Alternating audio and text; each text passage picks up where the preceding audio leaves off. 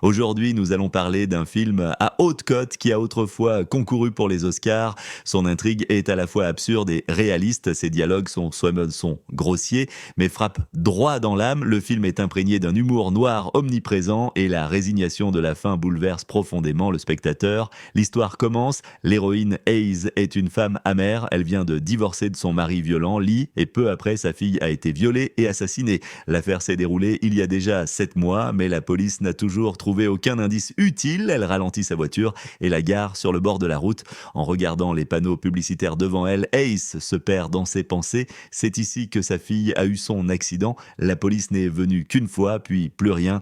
Puisqu'ils ne font rien, pourquoi ne pas afficher quelques messages pour les forcer à agir? Sur cette idée, elle se rend à plusieurs reprises à la société d'affichage de la petite ville, laquelle se trouve justement en face du commissariat. Elle monte au 2e étage pour trouver le responsable des locations publicitaires et lui explique ce qu'elle veut: louer 3 panneaux le long de la route, simplement pour y inscrire 3 phrases. Le publicitaire accepte immédiatement et conclut un accord à raison de 5 000 $ par mois. Ce soir-là, le policier Arson remarque quelqu'un en train de coller des affiches et le contenu parle du shérif. L'homme au visage rond descend précipitamment de sa voiture, demandant pourquoi on affiche de telles phrases étranges. L'ouvrier, qui ne comprend pas le dialecte local, pointe simplement un peu plus loin vers un autre panneau. Agacé, Arson retourne dans sa voiture et se rend devant le 2e panneau, mais cette fois, le slogan est encore plus scandaleux. Face aux questions insistantes d'Arson, l'installateur ne lui montre aucun respect, crachant même par terre avec mépris. Cette provocation met Arson hors de lui et il veut arrêter l'ouvrier sur le champ, mais ce dernier le défie. Puisque tu es si fort, va voir le 3e panneau avant de m'arrêter. Arson démarre aussitôt sa voiture pour aller voir, mais ce qu'il voit le laisse sans voix. Il appelle le shérif. Chef, on est dans la merde, quelqu'un nous provoque ouvertement. Le lendemain matin, les 3 panneaux sur la route affichent chacun une phrase. Shérif Willoughby, que se passe-t-il? Toujours pas d'arrestation. Ma fille est morte violée. Au début, le fils de Hayes ne comprend pas, mais après avoir lu les 3 panneaux, il réalise que c'est sa mère qui en est l'auteur. Il comprend son geste. Après tout, ici, les policiers sont réellement des incapables. En une seule matinée, toute la petite ville est au courant de l'affaire des panneaux et le commissariat se retrouve dans l'embarras. Le shérif Willoughby conduit ses hommes chez le publicitaire qui a signé le contrat et exige qu'il retire immédiatement les affiches offensantes. Mais le publicitaire refuse fermement. Il n'a violé aucune loi et la société n'a aucune obligation d'obéir à la police. Le shérif tente de le menacer de son autorité, mais l'homme ne cède pas, impuissant. Willoughby retourne au commissariat, la tête basse. Peu à peu, l'affaire attire l'attention des médias et la télévision vient interviewer Hayes. Ils veulent de savoir ce qui s'est passé derrière ces affiches. Face aux caméras, Hayes ne mâche pas ses mots. Ma fille a été violée puis brûlée vive. Cela fait presque 1 an et la police de cette ville ne fait rien. Ils passent leur temps à harceler des Noirs ou à embêter des cyclistes sans même comprendre quelles sont leurs responsabilités. J'ai mis ces affiches pour une seule raison, leur rappeler que leur travail est de résoudre les crimes. Cette scène est vue non seulement par Arson, mais aussi par Willoughby. Le lendemain, le shérif vient chez Hayes, évidemment à propos des panneaux. Hayes refuse de le faire entrer et l'emmène devant les affiches.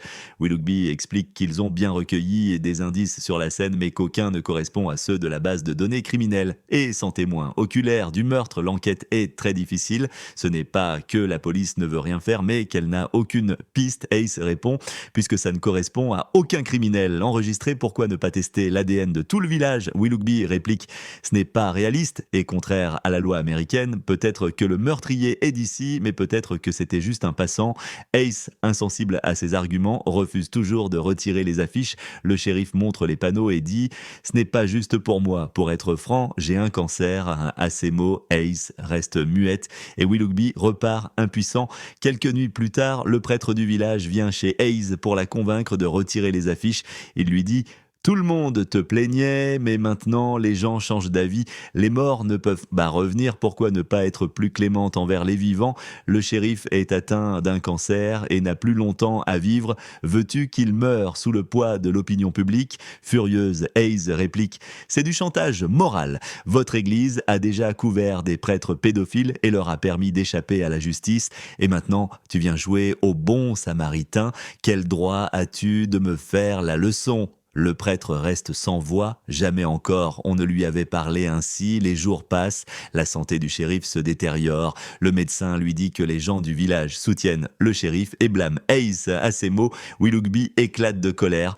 Plus on le soutient, plus il se sent incapable comme policier. Il ordonne à Arson de rouvrir le dossier de la fille de Hayes pour faire taire les critiques, mais Arson ne comprend pas, on a seulement reçu 2 plaintes, une de la femme du dentiste et une autre d'une dame aux yeux globuleux, elles disent juste que les panneaux sont illégaux. Willoughby soupire. Pourquoi doit-il avoir un adjoint aussi stupide? Ils se rendent sur les lieux du crime. Arson examine les preuves maladroitement, montrant son incompétence. Le shérif le réprimande, puis s'accroupit pour réfléchir à l'affaire sans trouver de nouveaux indices. Au départ, Willoughby était très respecté, mais l'affaire des panneaux l'a plongé dans la tourmente. D'abord, tout le monde pensait que la police ne faisait rien. Maintenant, il trouve Hayes trop extrême et certains l'attaquent directement. Comme cette femme du dentiste qui, sans raison, tente de lui arracher une dent. Hayes, voyant cela, la frappe et la menace.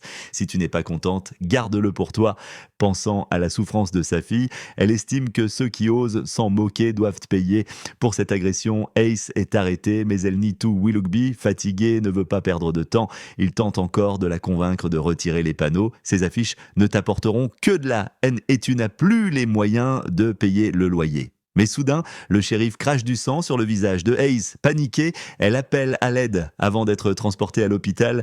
Willoughby dit à Arson de relâcher Hayes. Tout le monde souffre, inutile de s'acharner. Sur le chemin du retour, Hayes raconte tout à son fils, mais celui-ci semble distant devant les panneaux. Il lui dit « Maman, tu devrais arrêter, moi aussi je souffre, mais tout cela ne fait qu'aggraver les choses. » Hayes veut le réconforter, mais il s'éloigne brutalement. Seule, elle se remémore le jour du drame. Sa fille voulait prendre la voiture pour sortir, mais Hayes refusait de lui donner les clés, car la jeune fille traînait souvent avec de mauvais garçons, parfois drogués. Elles se sont disputées, et la fille, en colère, a dit « Si je me fais violer sur la route, ce sera ta faute. » Hayes lui a répondu sèchement « Une fille de flic ne se fait pas violer en chemin. » Mais ces mots sont devenus prophétiques. La fille a été violée et brûlée vive. Le lendemain matin, le fils prépare le petit déjeuner. Hayes tente de renouer, mais leur conversation est interrompue par l'arrivée de son ex-mari dès qu'il entre. Il se dispute violemment avec Hayes. L'affaire des panneaux ne touche pas seulement la police, elle l'a aussi mis, lui, au centre des critiques publiques. La tension monte, les cris éclatent. Hayes avait déjà subi ces violences auparavant, son fils y est habitué. Plus tard, Hayes se rend sous les panneaux, espérant y trouver un peu de réconfort. Elle est au bord du désespoir, même son fils lui met la pression. Soudain, un cerf apparaît, comme pour l'encourager silencieusement. Hayes s'effondre en larmes, incapable de contenir plus longtemps son chagrin. 1 mois plus tard, le jour du paiement arrive, elle n'a plus un sou et demande un délai. Le publicitaire, embarrassé, lui dit « Abandonne, on subit déjà assez de pression ». Alors qu'ils discutent, la secrétaire arrive en courant, rayonnante.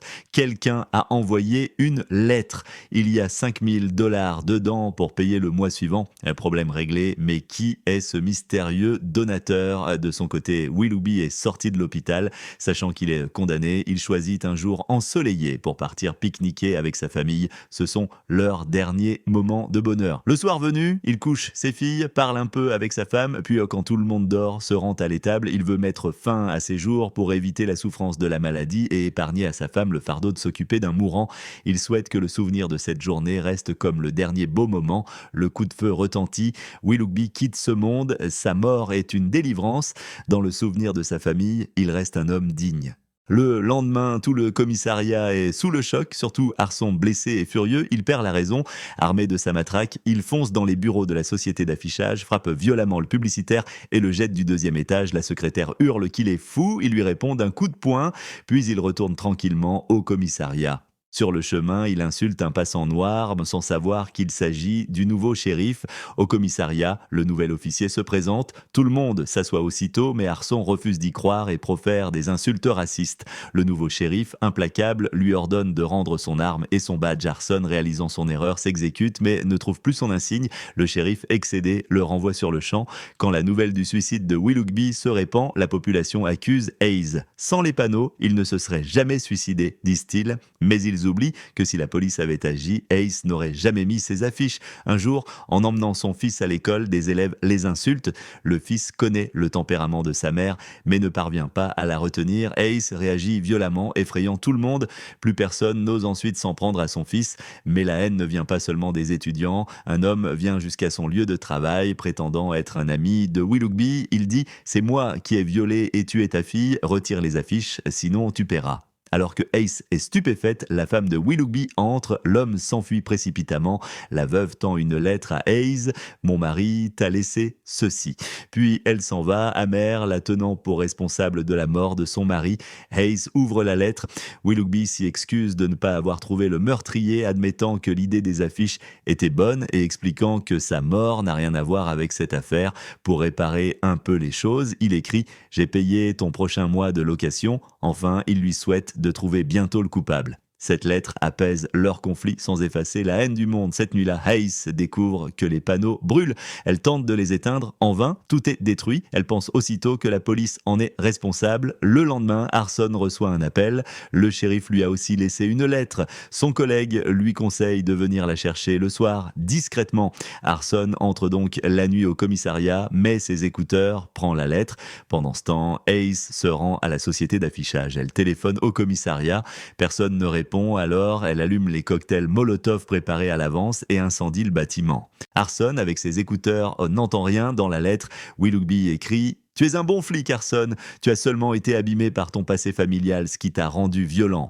Tout ça, c'est une façade pour protéger ta mère. Redeviens le policier que tu voulais être. » Une explosion retentit. Arson comprend soudain. Il saisit le dossier du meurtre de la fille de Hayes et saute hors du commissariat en flammes. Son corps brûle, mais il serre le dossier contre lui. Hayes, voyant cela, est bouleversée. Elle ne savait pas qu'il y avait quelqu'un dans le bâtiment, encore moins qu'il risquait sa vie pour sauver les preuves. Les pompiers arrivent à temps et éteignent le feu. Le nouveau shérif blanchit Hayes. Elle était simplement de passage. Arson, gravement brûlé, est hospitalisé. Dans sa chambre se trouve aussi le publicitaire, celui qui l'avait jeté du 2e étage. L'homme, ne comprenant pas, lui parle gentiment. Ça ira mieux après un jus de fruits. Arson fond en larmes, conscient d'avoir blessé un innocent. L'homme, d'abord en colère en apprenant qui il est, finit par lui tendre tout de même un verre de jus. De son côté, Hayes remercie le pompier en l'invitant à dîner. Son ex-mari est aussi présent, sans gêne apparente. Pendant que le pompier s'absente aux toilettes, l'ex-mari lui glisse « C'est moi qui ai brûlé les panneaux ». Hayes est stupéfaite. Elle avait encore accusé les mauvaises personnes. Son ex ajoute « Ta haine ne t'amènera qu'à ta perte ». Peu après, Arson sort de l'hôpital, décidé à changer de vie. Un soir, il rencontre dans un bar un homme qui se vante d'avoir violé une fille l'année précédente, puis de l'avoir brûlée. Les détails correspondent exactement à l'affaire Hayes. Arson comprend immédiatement. Faisant mine de sortir fumer, il note le numéro de la voiture, puis retourne au bar, provoquant l'homme pour lui griffer le visage. L'homme le frappe violemment, mais Arson ne riposte pas. Il veut garder des traces ADN. Plus tard, il apporte les échantillons au commissariat et informe Hayes.